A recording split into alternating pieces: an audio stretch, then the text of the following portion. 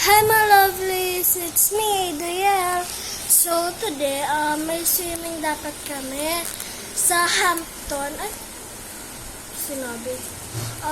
Dapat kasi may swimming kami, pero yung chlorine daw, masakit, yung tubig daw, masakit na daw siya sa mata. So, uminom siya bukas. So, PTW, kung bakit ako nag-vlog ngayon, is may kaklase akong nagsabi sa akin na dogs doesn't have feelings. Yes, they do have feelings. Katulad pag pinapagalitan at sinasaktan sila ng owners nila. They think, ang think nila is parang, bakit ako sinasaktan ng owner ko? Did I did something wrong? Or something like that? Ang nararamdaman nila sa same time na yon is anger and confusion. Bakit anger and confusion? Wala bang lungkot? Oo, meron din silang lungkot. They feel anger and sad confusion at the same moment. Pag sinasaktan mo sila, ayun ang naiisip nila. Parang, bakit? Am I not enough? Or did I do something wrong? Parang like that. And yes, dogs have feelings. Animals has feelings. Kaya sila nagtataka minsan kung bakit sila sinasaktan kasi hindi naman nila alam kung anong ginagawa nila.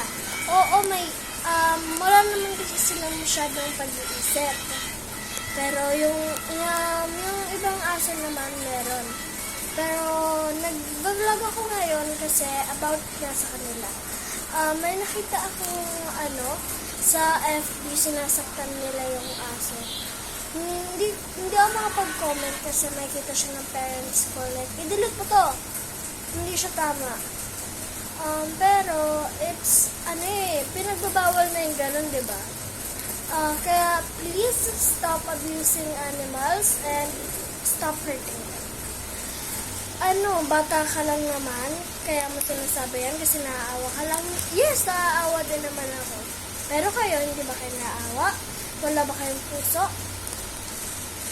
Hindi naman sa hindi naman sa lagi ko silang pinapagtanggol, kaya sila nangangagat dahil sa pananakit. Yung sa aso namin.